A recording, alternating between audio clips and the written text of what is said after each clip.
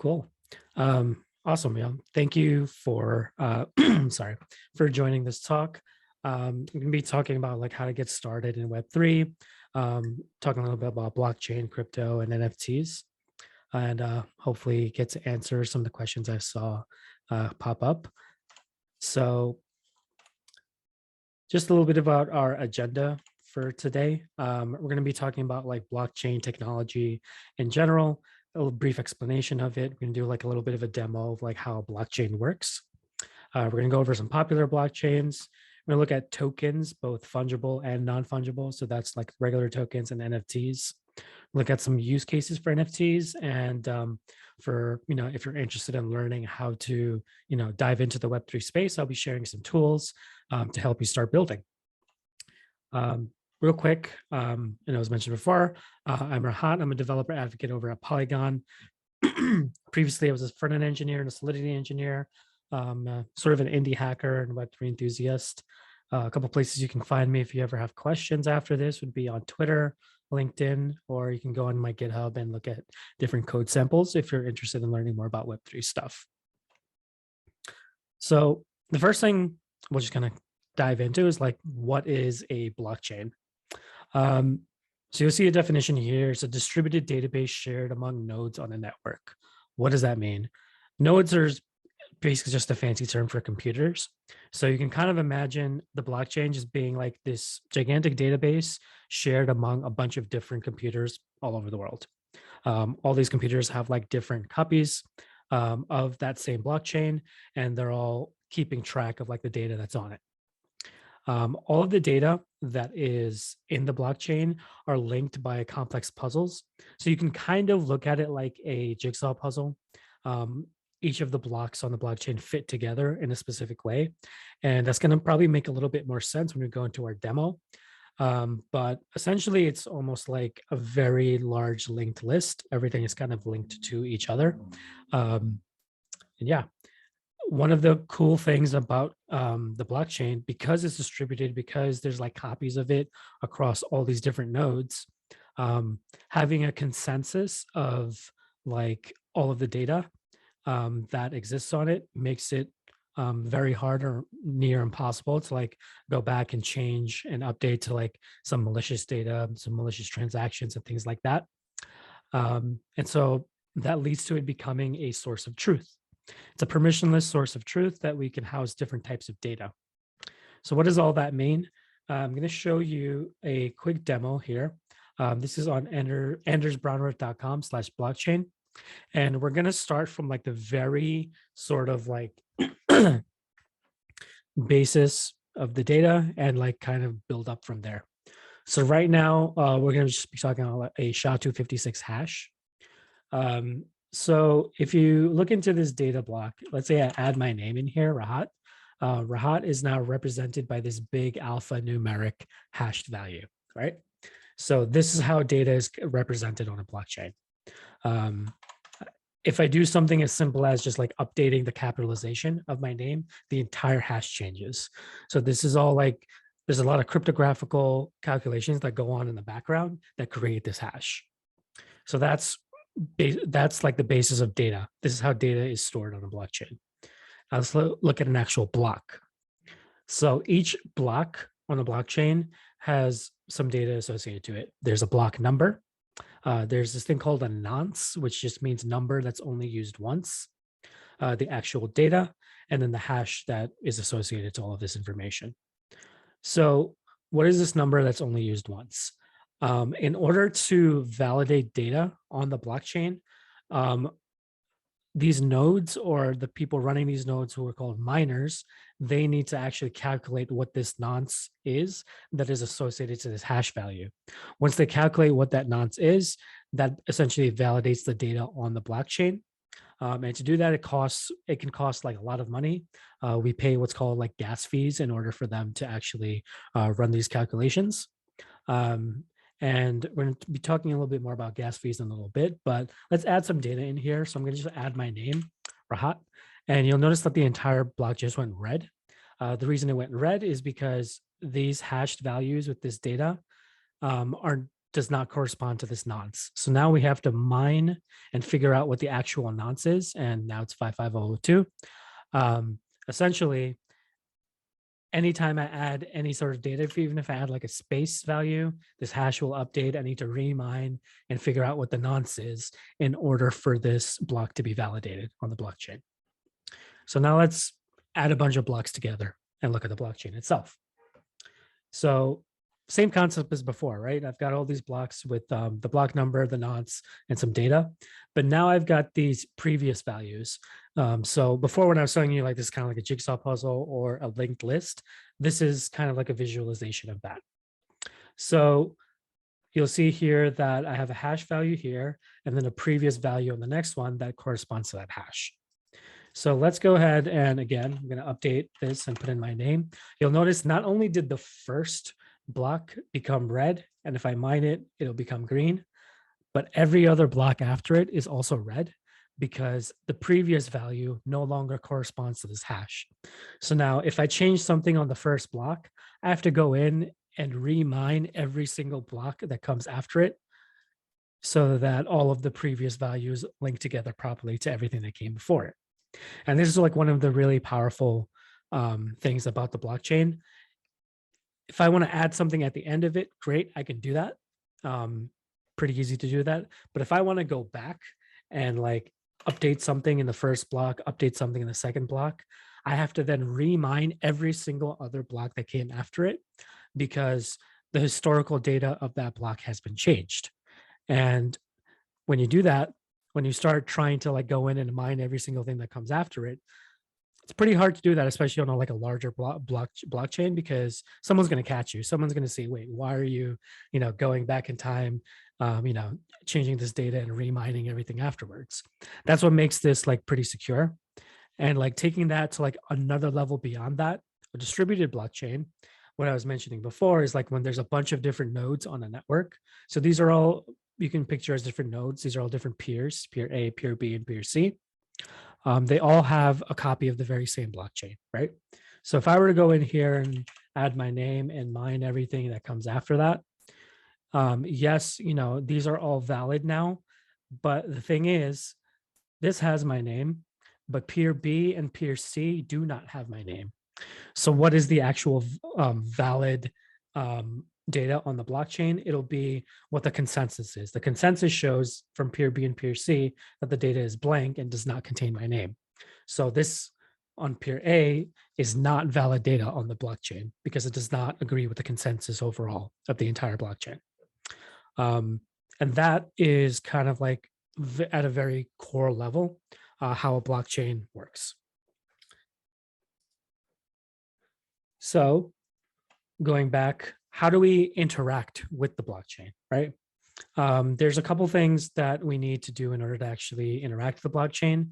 Generally on, let's say, blockchain like the Bitcoin blockchain or Ethereum blockchain, you'll need a wallet. It's not a wallet in the traditional sense. Like, yes, it'll show you kind of like how much cryptocurrency you might own or how many assets you own in a certain chain. But wallets, what they really do are they give you like a key value pair of like a public key and a private key. The public key is like your address. It's how everyone identifies you on the blockchain. But the private key is what allows you to actually interact with the blockchain, see what exists on the blockchain that is associated to you that you own. So one use case of the blockchain is to have cryptocurrency, which is, I think, one of the questions that came up. The blockchain is a distributed ledger. And what we can do is like essentially keep track of, different transactions, different coins and things that like get transferred between people. Like if I have one Bitcoin, I wish I had one Bitcoin, or if Darren has a Bitcoin or two, and he gives me one or I give him one, all of that is like, kept track of on the blockchain and is associated to our addresses. So that's a wallet in a nutshell. In my opinion, the wallet is very incorrectly named. It should have been called something like a passport or something, or a key, because that's what it really is. It's just a key to the blockchain that shows you the assets that you own that live on the blockchain, not on the wallet itself. So that's a wallet. And there are a couple of things we can do with wallets. Transaction-based interactions. Every time you interact with the blockchain, if you add some data, delete some data, whatever you do, manipulate some data, what you're doing is called a transaction. Um, and every transaction that changes the blockchain in some way costs some amount of money to actually use. And those are gas fees. On the Ethereum blockchain, the way that's calculated is that there's like a base fee plus like a tip that you would give to like the miner who is mining that transaction for you and validating that on the blockchain.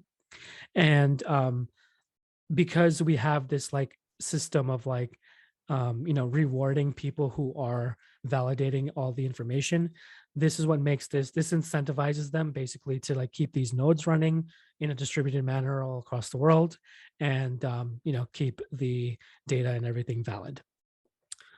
Last thing is called signing and approving transactions. This doesn't really cost money. On the Ethereum blockchain, which is so mainly what I'm going to be talking about today, Ethereum and EVM based, which means Ethereum Virtual Machine based blockchains. What you can do is like sign or approve different transactions. So let's say I'm trying to sign into like a website and I want to use like sign in with Ethereum, sign in with my wallet. Rather than doing a transaction that costs actual money, what I can do is like use a cryptographical hash from my wallet to prove that it's me who's actually interacting with the blockchain, and we can use that hash value from the blockchain to like approve you signing into a decentralized application, to approve maybe you wanting to do several transactions or anything like that. And the cool thing with this is just like this is now like a really awesome way of like one really fun use case of this is just like logging into a website using Ethereum, using your wallet. This it's like an actual true single sign-on experience that you can like take across any number of decentralized applications, because you don't have to create a new username account. You don't have to like use a single sign-on from a company like Google or Facebook or whatever. It's just a single sign-on thing that you own. It's associated to your private key, and kept track of on the blockchain, and it's like an identity that you can use across any application that is built on top of that blockchain. Cool. So a quick history lesson right now. I know people don't really like history, but it's important to know some of this stuff. So how did all this like blockchain stuff kind of start a little bit? In January of 2009, Bitcoin was created by someone who goes by Satoshi Nakamoto. That is not this person's real name. No one knows who this person is. If they exist, it could be me. I don't know. It could be Darren. We have no idea. They never actually revealed themselves. But Bitcoin was kind of built out in response to the 2008 financial crisis. And it was just like at a time where a lot of people were kind of questioning, like, do we want big central banks really controlling all of our finances? Do we want it in the hands of the government? Can we create something where it's more distributed, where it's not owned by one single entity? So I definitely recommend checking out and reading the Bitcoin white paper to learn more about that. It's a very dense read, but if you can get through it, there's a lot of awesome information in there. Fast forward July 2015, the Ethereum blockchain was created by Vitalik Buterin. So Vitalik is an actual real person. I've been in his vicinity a couple of times, but never actually got to talk to him. But overall, he's a cool dude. He created the Ethereum blockchain. And the main difference between like Ethereum and Bitcoin is like, while Bitcoin kind of serves mainly like a financial purpose, Ethereum was kind of designed for like all sorts of different applications. Yes, finance is like probably the biggest application, but Ethereum became this blockchain that you can actually build applications on top of. And we're going to take a look at a little bit of that in a little bit.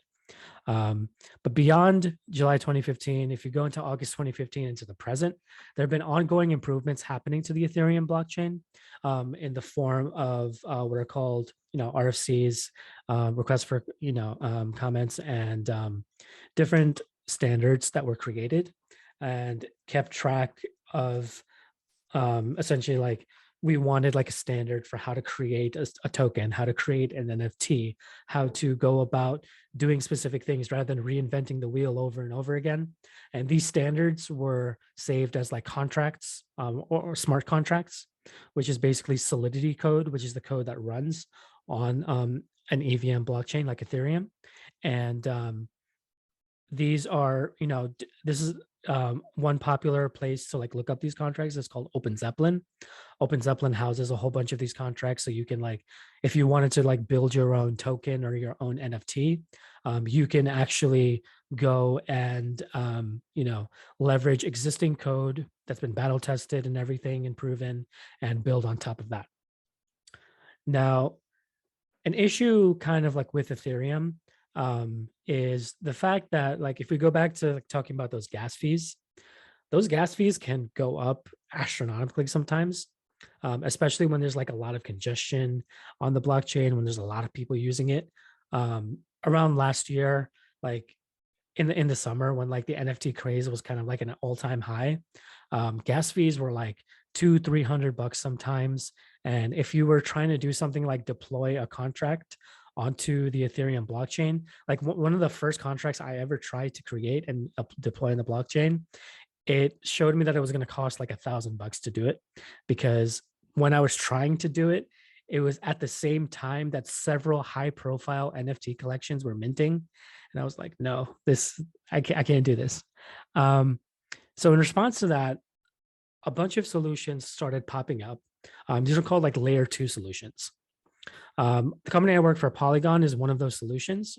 We offer like kind of a lot of different scaling solutions to like build on top of Ethereum. And one of the ones that I'll be talking about today is like our proof of stake blockchain, which is like fully EVM compatible. There's a whole bunch of other solutions that you can look into, but if you ever wanted to like develop on the blockchain and get something out, on an actual like real blockchain, highly recommend Polygon, because you will pay a fraction of the cost that's on Ethereum, but everything you do on Ethereum is fully compatible with Polygon. But for today's focus, we're going to kind of look at NFTs, tokens, and just like tools to help us kind of build and get started in the Web3 space. So I mentioned tokens a lot, right? And some of the words I mentioned were like fungible and non-fungible. What does that mean? Let's start with fungible. Fungible are assets where like a like for like value exists. So if I have one USD, and let's say Darren has one USD, and we trade our dollar bills with each other. We didn't actually like, exchange any difference of value. He has $1, I have $1, we traded, we still each have $1, right? And you can look at fungible tokens as just being, a like for like value. Bitcoin is a fungible token. Ethereum is a fungible token. Matic, which is on the Polygon network, that's our cryptocurrency, is a fungible token. What is a non-fungible token, or an NFT? Something that is unique, where there is not a like valued asset. So you can think of it kind of like the Mona Lisa. The Mona Lisa exists inside of a museum. You can go, you can see it. You can take pictures of it. You can print out pictures of it. You can buy a copy of it from like the gift shop and all that. But in all of those cases, you don't own the Mona Lisa. It's still a thing that exists inside of a museum and is owned by whoever owns it. I'm not sure how that works, but essentially, the Mona Lisa is there. You can take a screenshot, take copies of it, but it's not yours. And NFTs kind of work the same way. Whereas like you might have an image, that on the blockchain, something, there's like a receipt essentially that says you're the owner of this image. People can take, screenshots of it, download it, whatever, but you're the owner of it. You are the person who's associated to this. You might own the IP if that's how the NFT was, set up. You might not. It might still be part of the artist. So those are all things that you have to like look at when you're minting NFTs. But what does an NFT overall look like? The most popular implementation of an NFT, something you all might be familiar with, are like these profile picture type projects. Things like Bored Apes, Ether Rocks, Bored Apes and Rocks. These pictures of apes and rocks that cost like millions of bucks, which still blows my mind sometimes. This is just like really one type of NFT. This does not encompass all of what NFTs are, but there's these listings where you can actually buy these images, these NFTs. You usually buy it with Ethereum, and what you can think of it is like you're exchanging your crypto for collectibles, right? You're exchanging some crypto for maybe like a super rare Pokemon card or something like that.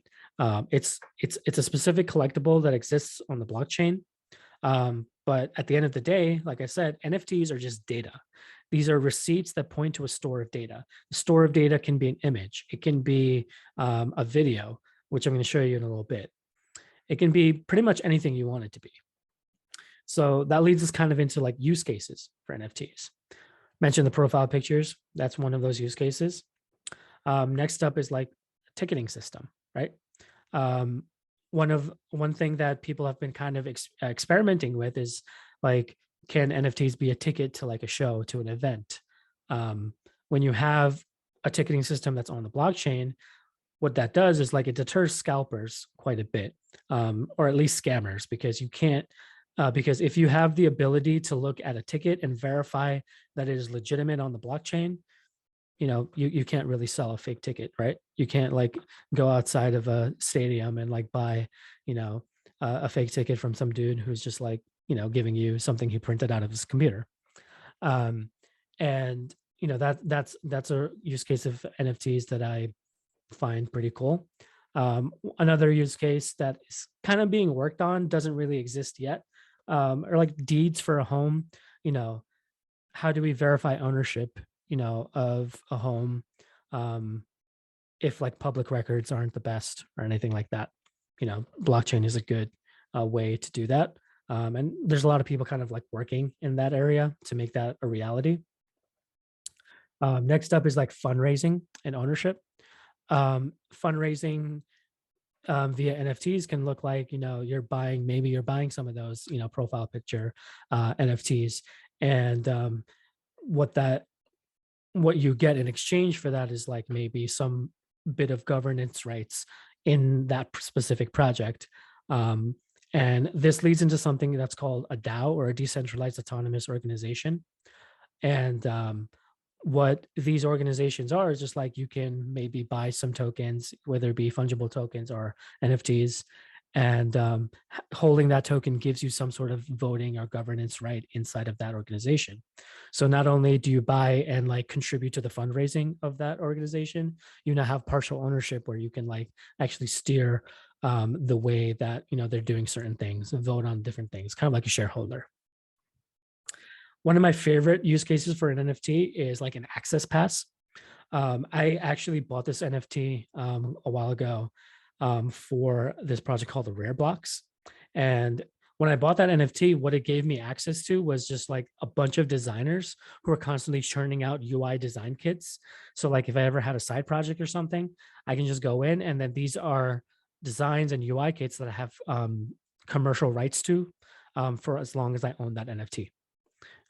So I can have lifetime access to it. I can build stuff from it. And if I decide that I don't really need it anymore, I can resell it to someone else, maybe make a profit off of it or anything like that. And that's been like a really cool use case in my opinion. So before we go into the next part, I did want to kind of like give you an idea a little bit of like how NFTs don't necessarily have to be images. So this is my profile on this website called OpenSea. OpenSea is just like this sort of place you can like search up NFTs, buy them, check like what NFTs you own. So these are just like some that I own. I'm going to go to this one that I minted, And you'll see here is just like a video instead of just a a profile picture. So this was just like me rapping and like introducing myself as like a developer advocate at Polygon, and I just put that on the blockchain because why not? Um, and just kind of just like shows you like it doesn't have to be a profile picture. It can be a video. It can be music. Um, you can even like do a whole HTML file and like put that on the blockchain, right? So you can have like a whole website that's an NFT. Like there's a lot of different things we can experiment with it. And right now, the main use cases of NFTs that you kind of see in the wild are really just the tip of the iceberg. There's a lot more that kind of like comes up after that. So if we head back to our presentation, now you know a little bit about NFTs, you know a little bit about tokens. How do you start building? Where can you go? First thing is like understanding the languages that are good to know in like the overall Web3 space. First off is Solidity, super important for EVM-based blockchains like Ethereum, like Polygon, and others in the space. Solidity is what's going to help you, write the smart contracts that can be executed on the blockchain. The other two languages that are pretty good to know are JavaScript and Python. Many of the tools that exist in the Web3 space that like are there to help you build and get stuff onto the blockchain are built with JavaScript. They're JavaScript based tools. So in my opinion, JavaScript is definitely an all-purpose language, kind of like good to know, especially in the Web3 space. Another option is Python. There are an increasingly increasing number of tools that are also built in Python. So Python is another option if JavaScript isn't really your jam. But none of these are all completely necessary. There are different journeys and different ways you can get into the Web3 space. The thing is, like, traditional, I guess, Web2 or development is still needed in the Web3 space. It's not like we're not just getting rid of websites. We're not just getting rid of like node servers and things like that. Full stack development is still a thing that is necessary in Web3. And if you want to get in as like a front-end engineer, like my very first Web3 job was as a front-end engineer. That's what my background was in. And I went to a Web3 company as a front-end engineer and just like started learning more about Web3 and Solidity kind of like after the fact. So if you know the languages, what are some tools that are helpful for you to explore? Some common tools, one of my favorites is Hardhat. Hardhat is a development environment for writing, testing, and deploying smart contracts. If you're a JavaScript developer, this is available as an NPM package. And what Hardhat will help you do is essentially like scaffold out, some boilerplate code for you to start writing your own Solidity smart contracts and everything like that, and just help you with writing and eventually deploying it onto the blockchain as well.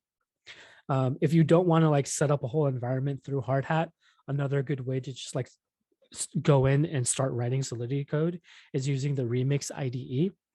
This is like an online IDE for writing and deploying smart contracts right out of your browser. This was built by the Ethereum Foundation, and it's pretty cool. You can just go in. It works very similarly if you've ever used like VS Code or anything like that. It's just in your browser and specifically for Solidity code. Some other like libraries and tools, especially for folks who are like kind of like front-end developers, that if you want to look into are Ethers.js, Web3.js, and the WAGMI library. These are tools that will help you like interact with the blockchain from your front end. Definitely recommend taking a look at some of these tools. If you do want to dive in and learn more, highly recommend checking out the Polygon Academy. That's academy.polygon.technology. We have like a lot of tutorials, a lot of different journeys you can take on like learning more about blockchain development, as well as like some of the different tools in the space. Cool. And I'd love to now kind of open it up to questions. I do see some questions in here that I can start off with. Yeah, no, thank you so much. Yeah, I can help with the question and answer part. Yeah, feel free to keep typing the questions in the Q&A. We have, yeah, I don't think we're gonna be in danger of running out of time soon. So yeah, feel free to keep asking questions. The first question, I'm going to start from the top. The first question from Les, what is the difference between blockchain and cryptocurrency? Yeah. So I think the main thing to note about, like, I guess, blockchain and cryptocurrency is one specific use case of blockchain technology. So if we look at blockchain as being like a ledger, like a distributed ledger for us to keep track of transactions, we essentially keep track of like cryptocurrency on the blockchain. You know, like what I was kind of mentioning before of like, if, we each have a Bitcoin or Ethereum or whatever, and we're trading coins, all of that is tracked on the blockchain. So blockchain technology includes cryptocurrency, but it's not like the only use case. Awesome, thank you. Emily asks, how would you recommend keeping up with Ethereum standards as they are published? Yeah, one of those sites is Open Zeppelin. I'll actually grab that link for everyone. But Open Zeppelin houses a lot of those standards, as they are kind of built, as they are released. And a lot of like for example, if you were to create like an NFT project, there's a standard for creating NFTs called the ERC 721, I believe. And if you wanted to like build your own NFT collection, what would be recommended is that like you start off with that base contract that's available on a place like Open Zeppelin. And that automatically gives you a lot of functionality, like, minting an NFT, transferring, tracking who owns it, because a lot of those functionalities is just like, you don't want to reinvent the wheel over and over again. And exchanges like OpenSea have like a specific way of like tracking these. So we want to make sure that there's a standard way of like, building these tokens, building these NFTs. So that's why something like Open Zeppelin exists, to have like all of these standard contracts that you can build on top of. So you're not reinventing the wheel. And so you're making sure that like your code is kind of like compatible with all these large exchanges. Cool. Next question is there a platform for creating or trading NFTs for traditional currency, which not Ethereum or other cryptocurrency? Yeah, is that a thing? For traditional currency, so I'm assuming like fiat currency. I would say, there are what's called stable coins. Stable coins essentially are like, it's cryptocurrency that is pegged to the value of like some fiat currency. So let's say there's a coin called USDC, which essentially is equal to $1, right? And I think that's the closest that you'll probably get to like traditional currency. But at the end of the day, it's still a crypto token. Yeah, interesting. Okay, did not know about that, the USD coin. Devin asks, okay, NFTs can only be digital, right? Like, so for example, can you own a house as an NFT? That thing, yeah. I would say people are trying to make it so that, NFTs can like do correspond to something in real life. There are a lot of experiments going on with like buying land in the metaverse, where you have like some virtual plot of land. It could even be corresponding to some real life bit of land, and you buy that with some crypto. Right now, it only exists in these like virtual augmented reality like environments. But if policies and governments allow, then eventually maybe that can correspond to something in real life. But as of now, not really. I know some companies have like experimented with like doing merch drops via NFTs. Like you would buy an NFT and you would like, be able to claim some merch. Like I have a hoodie that I claimed after buying an NFT. But the thing with that is like, if someone buys that NFT off of me, like you have to trust that I will send them that hoodie, So it's like, I don't know if, that would be something that really works out in terms of like real life, but there are people experimenting with that kind of thing. Interesting. Okay. And I asked, could you clarify how an artist retains their ownership right to the art inside the NFT? Thank you. Yeah, so that all depends on when you set up the project. So there are projects out there, like the Bored Ape collection is an example of this, of like where if you own the NFT, you also own the intellectual property of that specific character or whatever. And it depends on the NFT project and what they decide to allow you to own. So that's all kind of decided as like in like terms and conditions or whatever, and some like legal stuff that, you know, I don't quite understand, but you know, it's decided on like the inception of that you know, project. Do you want the artist to retain ownership? If so, then you would just specify that, like, you know, if you buy the NFT, you don't own the IP, the artist still, you know, retains ownership. One like really nice use case of like making sure that artists are like continuously compensated is that on exchanges like OpenSea, what you can do is actually specify like a royalty amount. And like whenever you like resell the NFT to someone else, the artist gets like a kickback from that sale.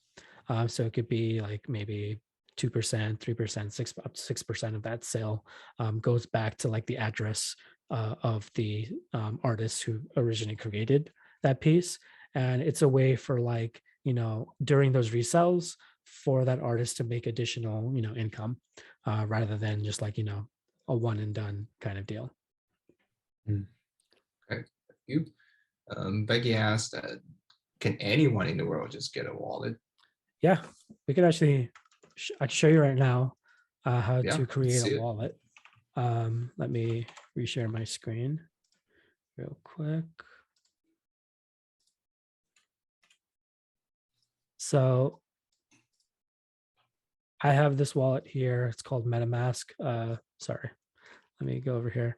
And you know, this is just a wallet I created. MetaMask is one specific type of wallet. I could just look up MetaMask. It exists as like a browser extension. So if you go to metamask.io, it'll like detect what browser you're on and let you know that to download. You can like, I'm on Chrome, so it's letting me install MetaMask for Chrome. I think it also works for like Safari. I'm not 100% sure about Safari, but it works on Firefox, Opera, or whatever. It'll detect like whatever browser you're on and prompt you to install. In my case, I can just install a Chrome extension, which I have up here already. But essentially, once you like install the extension, it's a pretty simple kind of like signing up for a website. You just instead of signing up for a website, you're signing up to create a wallet through MetaMask, and MetaMask will like take you through the steps. It takes like literally 30 seconds to a minute of like generating a key value pair for you. And that becomes your wallet. When you create a wallet, you'll get what's called like a seed phrase, which is like 12 to 16 different words. It's very important that if you're going to be doing like some serious trading or holding of like cryptocurrencies on your wallet, that you keep that safe and you never share that with anybody, because if you share that with someone, they can get full access to your wallet, full access to like whatever, you know, cryptocurrencies or stuff that you own. So it's very important to keep that in a very safe private place. And yeah, there's not really a lot to wallets. It kind of, you know, exists as a place where you can see like different assets you own. In the case of MetaMask, it really just shows tokens and not my NFTs. Certain wallets exist that like show you not only your tokens, but your wallets as well. One I use on my mobile phone is called the Rainbow Wallet. which is one of my favorite ones. Got a really good UI and everything. It shows not only my tokens, but also my NFTs and everything like that. It's a really cool mobile wallet to check out too. All right, cool. Okay, next one, Jay. Okay, I think his question got split in two parts. So Jay asks, I'm interested in explore applications using NFTs and smart contracts for transferring deeds and getting loans. How would that work from your point of view and experience? Do you have any thoughts on that? Yeah, in terms of loans, there's a lot of like existing smart contracts that exist that handle that.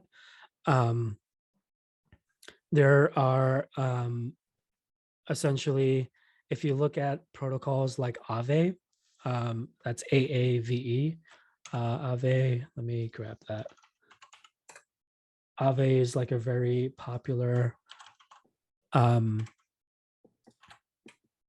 protocol for like earning interest, borrowing assets, and things like that, basically giving loans and earning money on like giving loans. But the way that it works is like you would stake some amount of crypto as like collateral, and then based on how much you put up as collateral, you can get a loan of a certain amount of crypto, and it kind of works similar to like a traditional loan. You'll have like an interest rate that you'll have to pay back, etc. And yeah, you can use that loan to do whatever it is you need to do. In terms of transferring deeds, that's something that's very, very experimental. Doesn't like quite exist in real life just yet, or at least I haven't seen like a very good implementation of it. But if you look at deeds, like at the end of the day, deeds are just like this record, right, that exists on some database or like on some like city public record or whatever. You know, if we move that to like a blockchain or whatever, it becomes like a lot easier to access those records, verify those records, and you cut out like I think blockchain has the potential to like cut out a lot of like the bureaucracy and nonsense that goes around like buying real estate and things like that. It's going to take some time to really like get through policies and things to get in there, but I think there's a good use case in real estate for blockchain. Okay. Piotr, is Rust important to know for W3 or Web3, I assume? Yeah, I mean, Rust is definitely something you can learn. A lot of if you're kind of like wanting to go like a little bit deeper than like just smart contracts and like really building on like the blockchain and like the deeper protocol level, Rust is definitely a good language to know. There are other blockchains that use Rust a lot. I think Solana blockchain is one of those. So yeah, Rust is definitely another way of like getting into the blockchain space. Okay. Emily, what are some where are some great educational resources for learning Web3 as a front-end engineer? As a front-end engineer, so that's very, very good question. I was actually like before starting Polygon trying to build some of those out. As a front-end engineer, it's a little bit difficult to find a lot of resources for diving into the Web3 space. What I can say is like the main things as a front-end engineer you'd probably want to know really is just like the basics: HTML, CSS, JavaScript. Some of the biggest like one of the more popularly used frameworks is React in the Web3 space. A lot of tools that are made for Web3 for like interacting with the blockchain are React-based tools and like optimized really for React. If you look at like any like different listings for Web3 jobs, majority of them will want you to know React or Next.js or something like that. So definitely, if you want to get into Web3 as a front-end engineer, it's very easy just to leverage your existing skills for, building UIs, things like that, because at the end of the day, a decentralized application still needs a front end, still needs, a way to interact with everything in a nice way on the internet. So all of your regular learning resources for front end is still going to apply. And I would just look into like learning specific libraries that help you interact with the blockchain.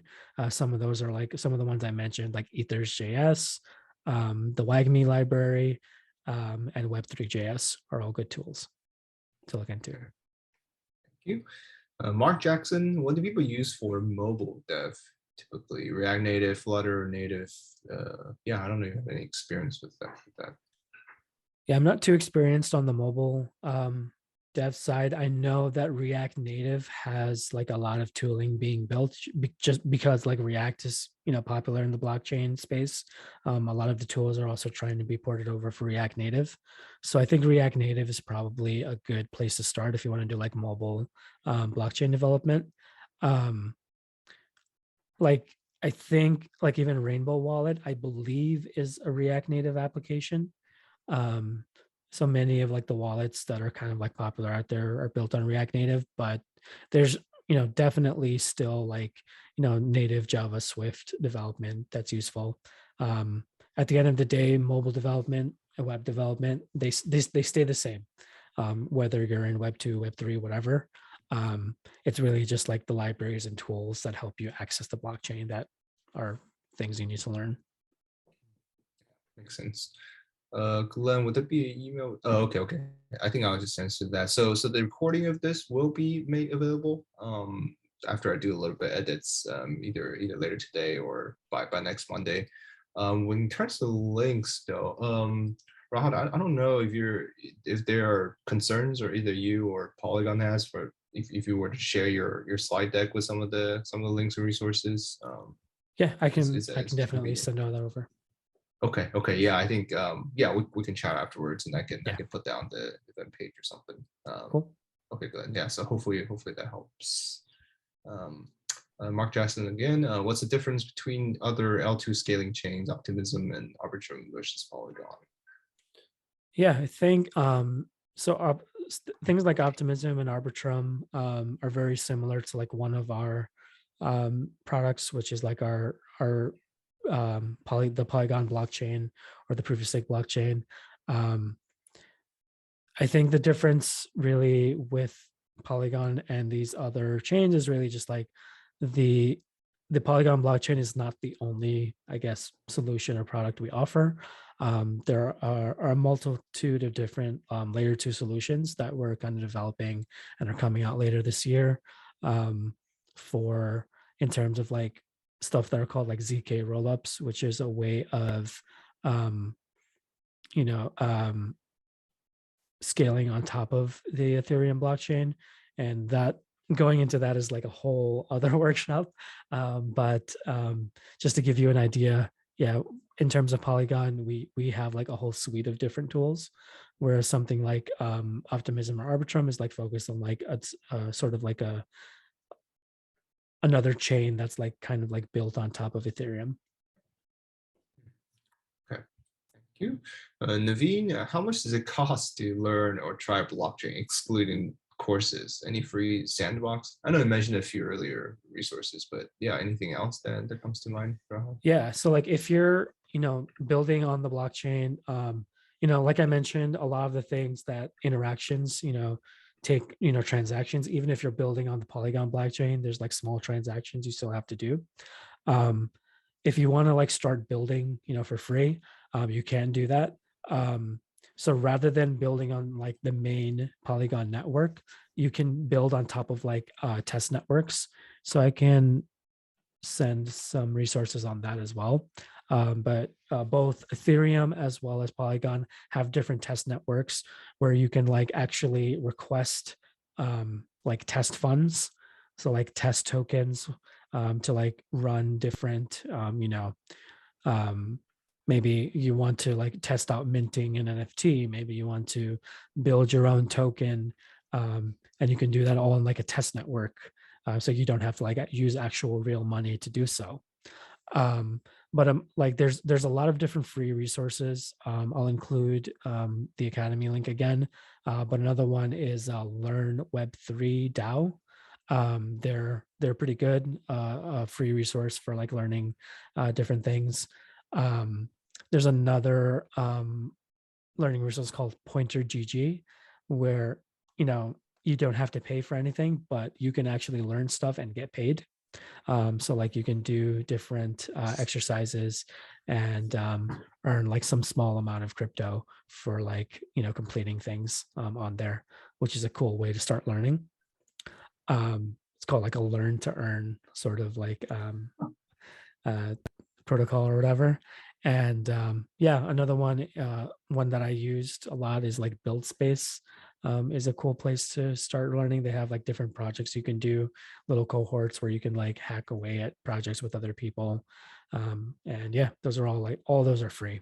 I highly recommend, just kind of sticking to the free material, because the free material that's out there is actually very extensive and very, very good. You don't need to pay anything to start learning. It's awesome that you can actually earn a little bit too. That's Yeah. that's the first time I heard of it. That's cool. Yeah. Okay, Christian, what makes Web3 different from Web2? I know it's supposed to be decentralized, but could you explain this concept further? Yeah. I don't think we're not completely at a place where everything is decentralized yet. Just because, the technology is still very early, very new, and still, under active development. But the way I try to kind of like conceptualize this is just like take social media, just for an example. Like there's this protocol called the Lens protocol, which is very new, only came out I think like a month or two ago. But you can build on top of it and try to build like um, kind of like a social media type primitives. Um, and one of the main key things here is just like, you know, in traditional, like I guess Web 2, a lot of the data, everything is there's like a hidden cost to using it. Like your data, your usage of like Facebook, Google, or anything like that, all that data is tracked. And, that data can be used, sold to like other parties. I'm sure you've seen in the news how a lot of that data has been misused and things like that. Um, what we're trying to achieve in Web3, and we're not there yet. Not saying it's happened, but what we're trying to build here is just like, what if you have this social media platform or like these social media primitives that you can build on top of, where a user owns their own data. Like if I have followers on Twitter, if I have data on Twitter, um, that only exists on Twitter. I can't take that anywhere else if I don't want to be on Twitter anymore. But if you build using something like Lens Protocol, where like maybe some of this data is exists on the blockchain, now it doesn't matter if like I don't want to be on Twitter anymore. I can remove my stuff from Twitter, go to Facebook or go to LinkedIn or whatever. And that's because those platforms no longer own my data. I own my data. Those platforms are just reading my data from the blockchain, right? And that's where you come. That's like, I guess, like just sort of like an example of decentralization, where like no one entity can like censor your data or like own your data or do anything malicious with it, because it's only you who owns it based on like a couple of like those private and public keys, and you can choose to move your data from platform to platform. Great. So I know we're nearing the end of the scheduled event time. So I think just to be respectful of everyone's time, let me just grab one or two more questions and we'll wrap up. Okay. Yeah, I think this is from the events I've hosted, so this is the highest record of questions, which is awesome. Yeah. This next person, sorry, I'm not sure how to pronounce that name, but say if I have 5 plus years as a developer, and I want to get a blockchain related job, should I just go ahead and start applying, or should I first try learning Solidity? And how long can I take to get a grasp of Solidity, assuming that you have solid foundation with programming already? Yeah, I mean, I got my first job in Web3 without knowing too much Solidity. I had like a decent understanding of it. Um, but, going into Web3, um, knowing Solidity is just like one path you can take, right? It's like one, like if you want to be a smart contract developer specifically, or you can, learn Solidity and go ahead and, do that. But, you there's still front end engineering jobs. There's still full stack engineering jobs. So like if you have 5+ years as a developer, you can go ahead and start probably applying. Web3 companies will absolutely love you, and probably want to hire you right away, because there's definitely a shortage of engineers in the space. So like I would say, like, look for Web3 protocols that, use the languages that you're well versed in. If you're a front end engineer and you know a lot of JavaScript or whatever, go for those type of jobs in the Web3 space. If you're more back end, Java and all that stuff, look for more back end, type roles. All of those roles still exist in Web3. Like they haven't gone away. Like it's not replaced by Solidity. Solidity is just an additional tool that's there, and an additional thing that you can use in the space. But JavaScript, Java, like all those like existing things still exist in Web3. Okay, awesome. Let me just grab the next one as the last question. Sorry, everyone. So Vincent asks, is there a process or a tool to audit a blockchain project? Yeah, there's there are services where, like, there are third parties who audit smart contracts before, like, getting those deployed. So like as an example, I worked on an NFT project a little while ago, and after I created the smart contract for that NFT project, our founder then sent that contract to be audited by a third party. And that's actually like a whole career path you can take in Web3, of just like auditing smart contracts, just like checking, making sure that, security issues have been taken care of, that, gas optimization has been thought through in the code, that, you're not doing anything malicious. I'm, as the engineer for the smart contract, I could go in and code that, I get all the royalties and no one else does, and to, like, for because of that, like there's this whole like career path called like smart contract auditing, that you can look into, and there's a bunch of different companies that do this, a bunch of different tools that can help you with doing that. But yeah, that's like a whole different career path within Web3. Okay, yeah, thanks so much for answering so many questions. And yeah, I think we'll put it wrap for the Q&A time. And overall, what would be like the best way if people want to reach out to you and learn more? Yeah, I'll put your Twitter on there, but I don't know if they have any preferences. Yeah, Twitter is definitely the best place, probably, to reach out for any questions. I'm always happy to, answer whatever, or point you in the right direction if I don't know, and kind of get you started. Let me put some relevant links in the chat, and let me just make some quick announcements. So yeah, we have the next event, which is quite interesting. It's called Writing a Book, Venture into Other Fields in Tech as a Dev. So I don't think it's only applicable to people who want to write a book, but it's, the speaker is using her experience of writing, as like talking about, okay, how does tech help you if you want to try out different things. So it'd be interesting to check out if you're interested. Yeah, and the next one, the big thing, I think a lot of you know that we are hosting our first kind of little conference, but it's the biggest thing that we've done so far. It's called the Developer Growth Summit 2022. Sign up if you haven't. We actually have at least one or maybe even two speakers who will talk about Web3 related things. So yeah, if tonight was helpful, you can definitely check it out. So yeah, as you can see, the links are in the chat. All right. So Rahat, I just want to officially thank you again for taking the time to share your experience and expertise. And yeah, I want to ask if there's any final remarks, any encouragement that you want to leave with the audience before we go. Yeah, I mean, this whole Web3 ecosystem is still very new.